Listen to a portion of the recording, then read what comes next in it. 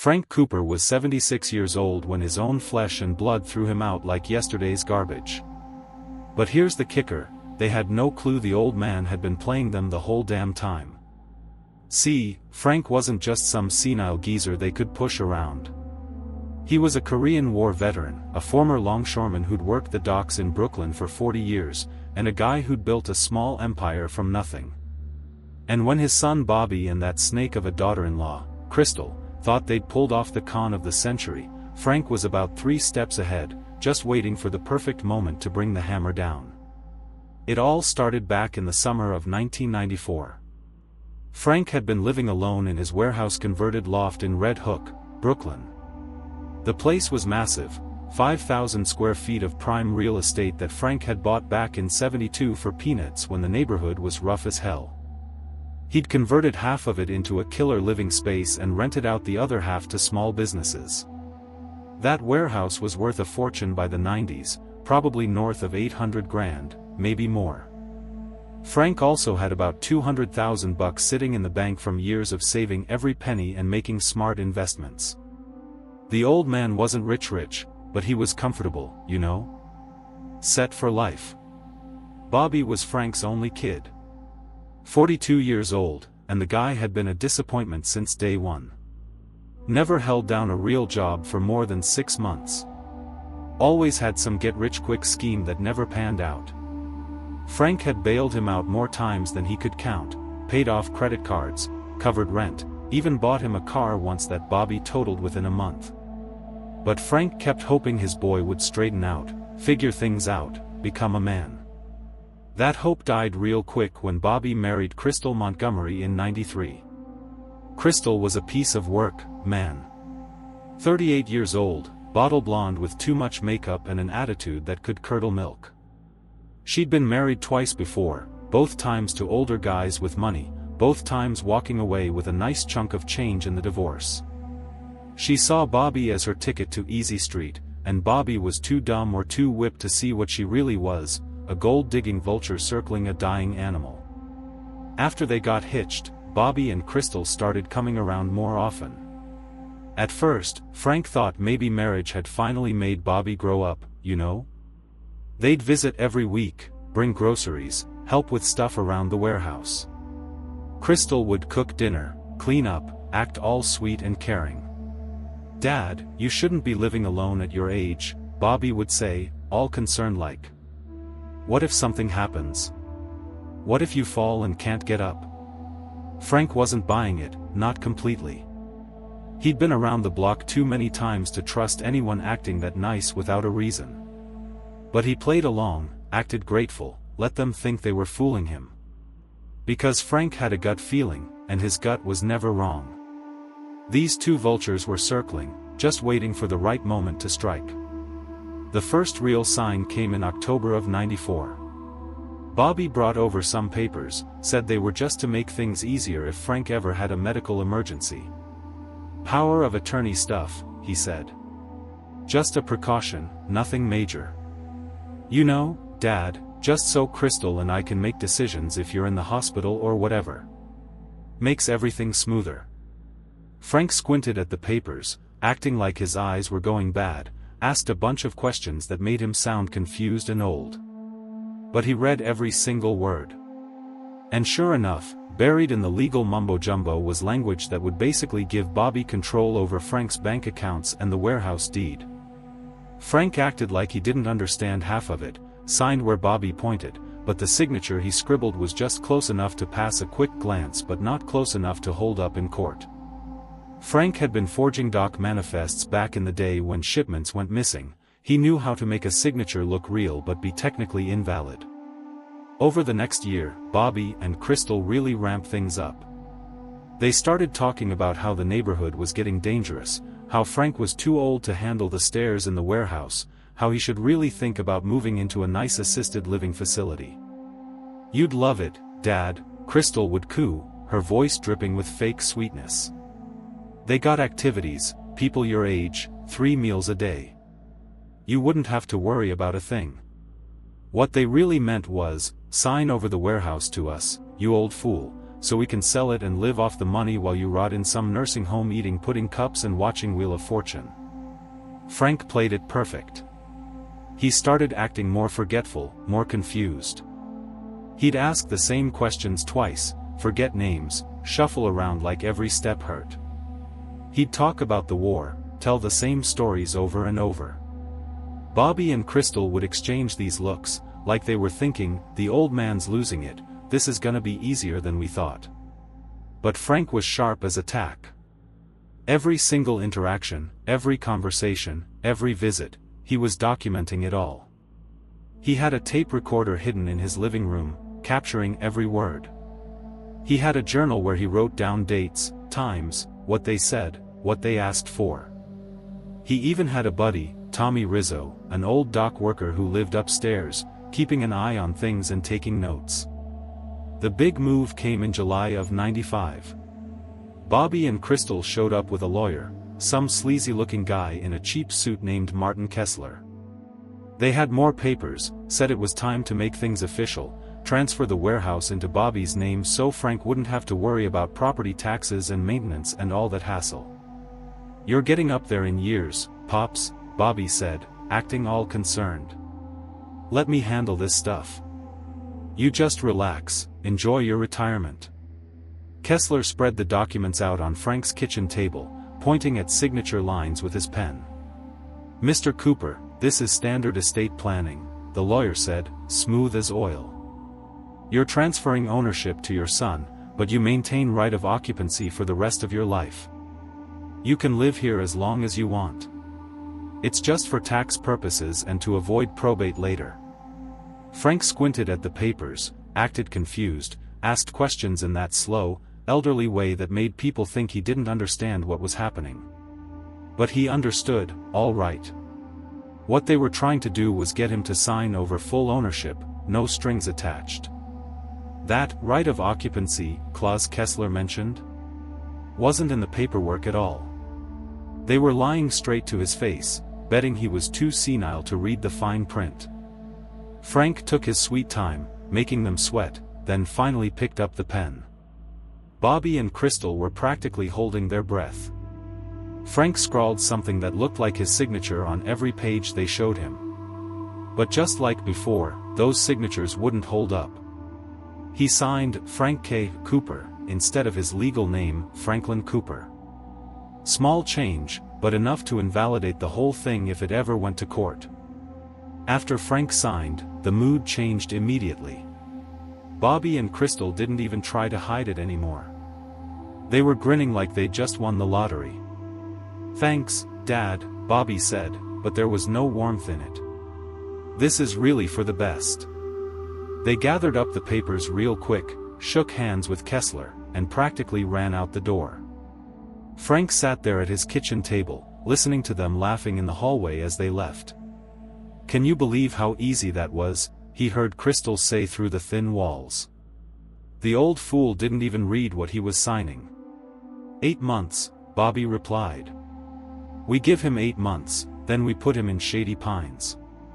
That place is cheap as hell, and we'll have the warehouse sold by spring." 8 months.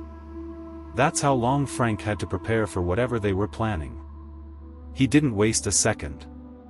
The next day, he went to see a real lawyer, not some scumbag like Kessler, but a legit attorney named Sarah Goldstein who'd done work for the Longshoremen's Union back in the day. Sarah was sharp, honest, and she knew every dirty trick in the book.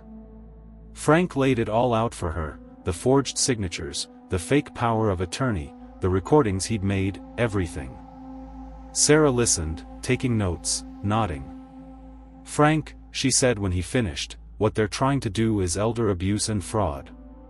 We could take this to the police right now." But Frank shook his head. "Not yet," he said.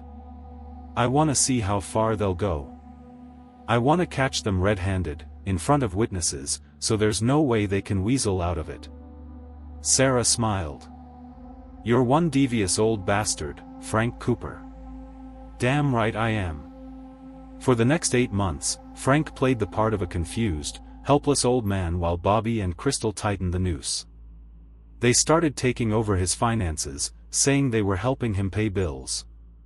They'd show him bank statements with money missing, claiming expenses for his care. They sold off some of his furniture, said it was to make the space easier for him to navigate. They even started talking about putting the warehouse on the market, right in front of him, like he was already gone. "We're thinking we'll get at least $1 million for this place," Crystal said one night over dinner, not even looking at Frank. "Maybe more if we find the right buyer. Then we can finally get that house in Jersey, the one with the pool." Bobby nodded along like a puppet. "Yeah, and we'll make sure Dad's taken care of. Someplace clean, decent." What they meant was the cheapest nursing home they could find, probably someplace that smelled like piss and neglect. The deadline Bobby had mentioned, 8 months, came and went, and that's when things got nasty. It was March of '96, and Frank was sitting in his living room one afternoon when Bobby and Crystal showed up unannounced. They had suitcases with them, and their faces weren't friendly anymore. No more fake smiles, no more pretending to care. "Pack your stuff, Dad," Bobby said flatly. "We got you a spot at Shady Pines Assisted Living. You're moving in today." Frank acted shocked, confused. "What? Today? But I ain't ready to leave. This is my home." Crystal rolled her eyes, not even trying to hide her contempt anymore. "Your home? Frank, you signed this place over to us 6 months ago. It's ours now. And we've already got buyers interested. You gotta go." Frank protested, played it up real good, acted like he didn't remember signing anything.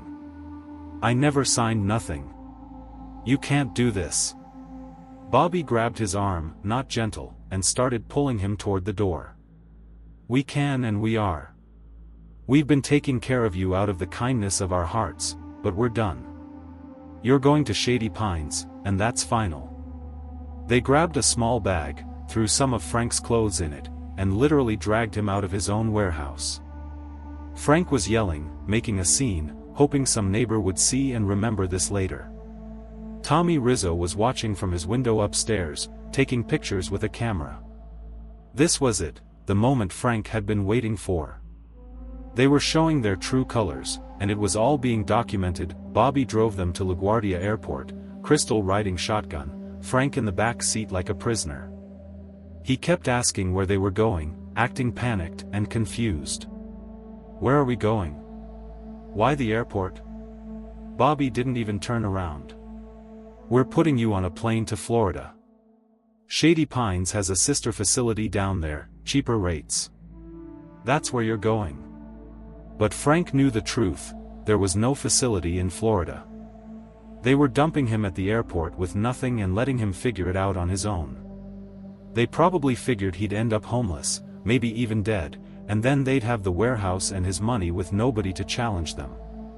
At the airport, they pulled up to the departures area, didn't even park. Bobby got out, opened Frank's door, and literally shoved him onto the curb. He threw the small bag at Frank's feet. Then, and this is where they really showed how low they were, Bobby pulled out his wallet, took out 2 20s and a 10, and tossed the bills at Frank like he was a beggar. "There's $50, Bobby said. That should get you a cab to wherever the hell you end up. Good luck, old man." Crystal was laughing in the passenger seat, actually laughing.